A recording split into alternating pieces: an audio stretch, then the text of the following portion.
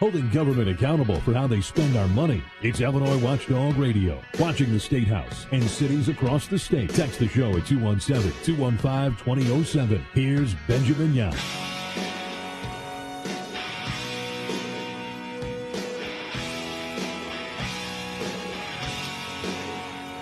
Oh, what did we do at work before we had the internet?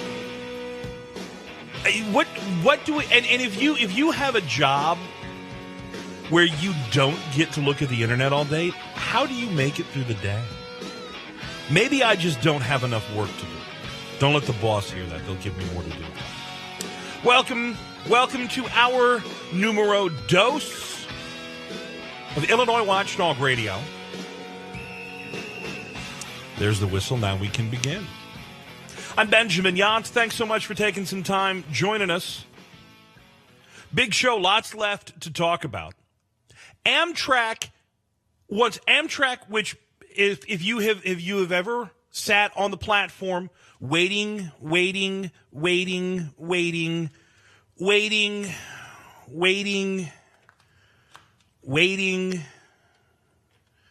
you were dead, waiting.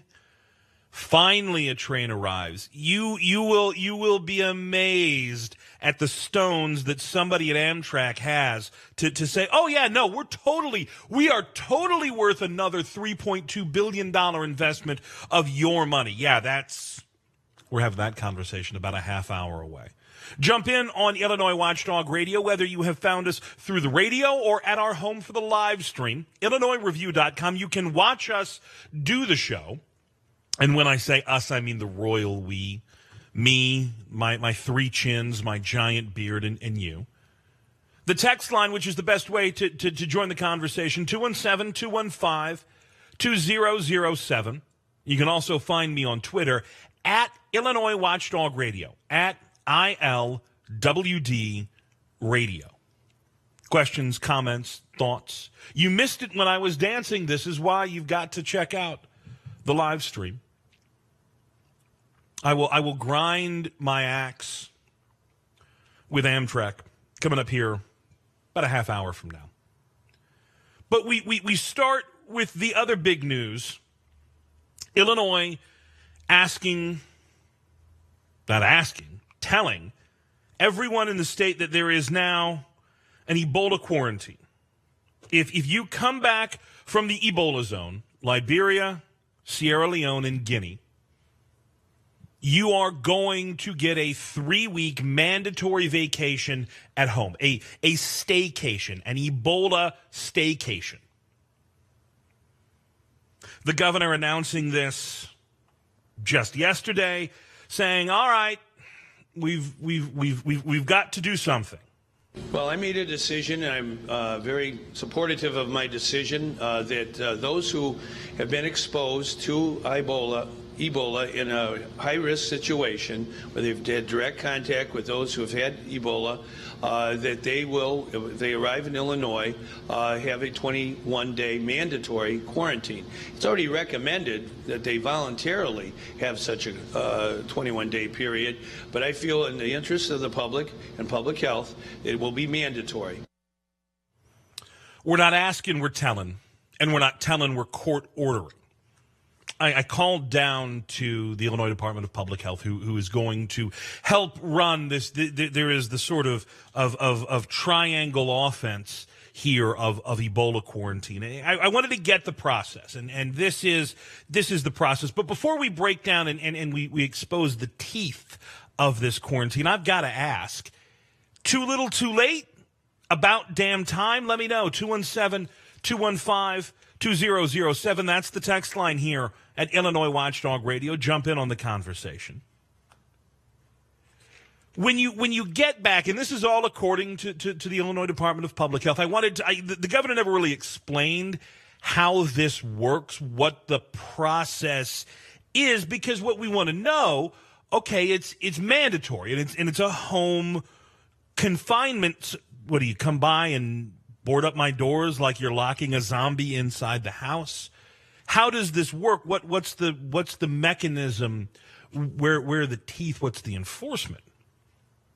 Call down to the Illinois Department of Public Health, and this is how they explain that it's going to happen. When you leave the Ebola zone, and again, for specific reference, Liberia, Sierra Leone, and Guinea, those are the three countries that are listed in this quarantine. When you leave, the CDC screens you as you get on your plane. No direct flights from that portion of Africa to the United States. So you get on your plane, you go to Europe, and then you fly home to America. So you're screened once by the CDC in the Ebola zone. Then when you get home,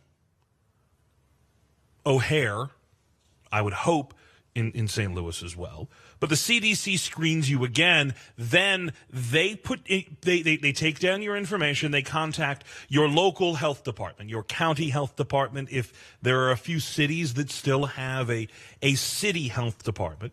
CDC hands it off to both the state and the local, again, the triangle offense of the Ebola quarantine. Your local health department goes and gets a court order. They go to a judge and they say, hey, judge, this guy just got off the plane from the Ebola zone. Can I please have a piece of paper that tells him he has to stay at home? He cannot leave. And the judge would then issue that court order. You are at home 3 weeks. Don't leave. So what happens if you do leave? That was the question that I was getting here on Illinois Watchdog Radio. That's the question that I had for the Illinois Department of Public Health. Is it the question that you have? 217-215-2007. That's the Illinois Watchdog text line. Jump in on the conversation. Are you comfortable with the process so far? Do you think that is going to keep people who may possibly be sick out of your grocery store, out of your school, out of your community, in their home? 217-215-2007. That's the way to jump in on the conversation. So you've been told stay at home, but there's no armed guard. They don't lock you in the house. They don't board up your home Walking Dead style so that you can't get out. If you leave, then the state says, and this is the bureaucratic language of the state, that court order, that quarantine will be enforced. And that means essentially the local sheriff is going to come and have to become the Ebola police. If you are ordered by the state to be in quarantine and you choose not to follow those rules, it is going to be up to the sheriff. Sheriff enforces court orders in this state. The sheriff is going to become the Ebola police. Your sheriff ready? Your deputy ready? You down there in southern Illinois? Jackson County, Union County, Alexander County, Whiteside County way up in northern Illinois, Tazewell County. I think there's maybe 5 deputies in my home county of Logan County. 2 jail cells, that's for the entire city and the county. You comfortable with how this process works out? Screened twice. Your local health department informed that you're back from the Ebola zone. Judge orders you to stay at home. Trust that you're going to stay at home. If not, it's the sheriff. They become the Ebola police. 217-215-2007. That's the best way to jump in on the conversation. That's the Illinois Watchdog text line. If you want to find me on Twitter, at Illinois Watchdog Radio, at ILWD Radio. You can find us at our home for the live stream as well, IllinoisReview.com. I would like to think, because, listen, you're never going to hear me say, oh, the government needs to jump in.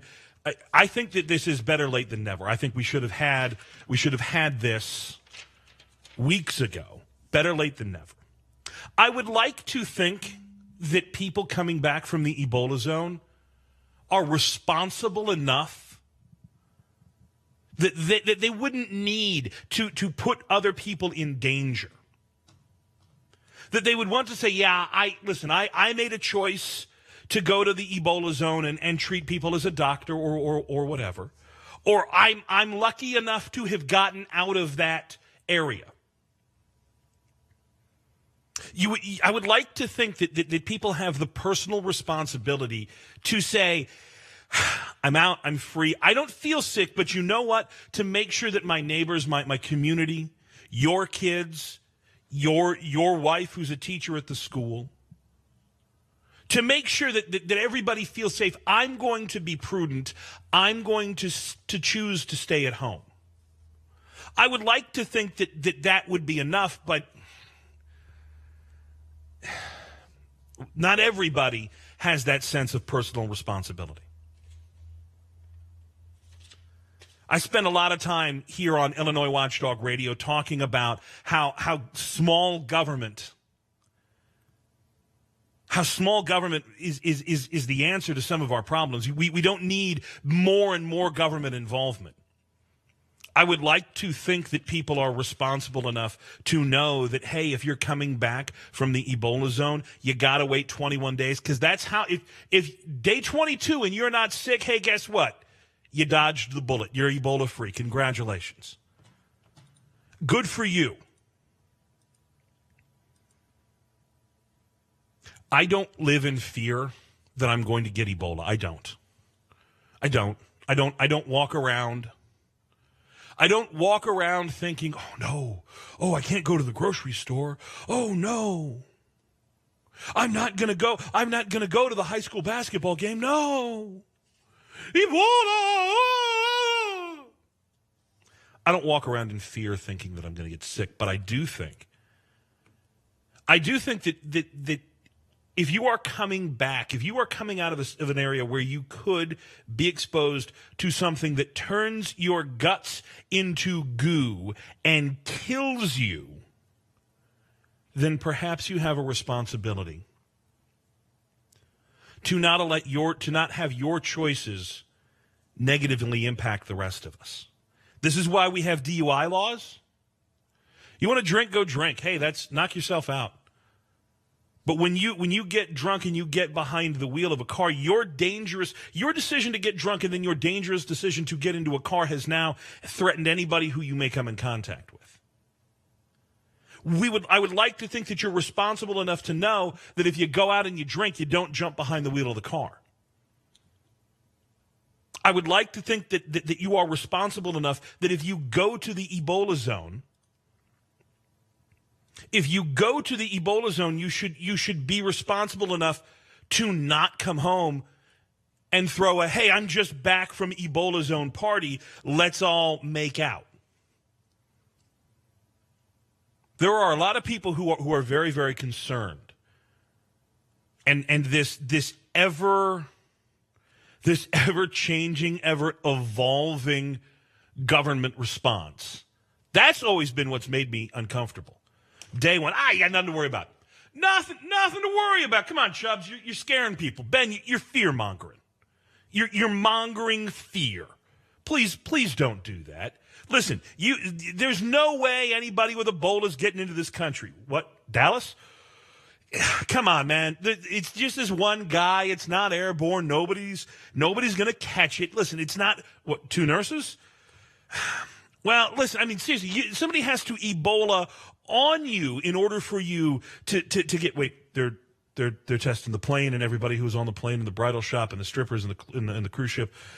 Listen, one isolated case down in nurse, New York City, nurse in New Jersey. Now there's a quarantine. Quarantine's going to take. I don't live in fear that I'm going to get Ebola. I don't. I really don't. I am trying not to mong fear. I'm just saying that you need to take some personal responsibility, because as nice as the quarantine plan is, it all falls apart when people start to lie. It all falls apart when people choose to be ridiculously selfish. Government can't fix everything. We need to be personally responsible. I still want to know if you think your sheriff is ready to be the Ebola police. I still want to know if you live in a small county You live in a university county. You think your local sheriff ready to handle Ebola? 217-215-2007. You want to jump in on that conversation? We'll talk about it. We've got more on this. More texts, some tweets, more Illinois Watchdog Radio coming up. Don't just sit there. Join the conversation. Text Illinois Watchdog Radio at 217-215-2007.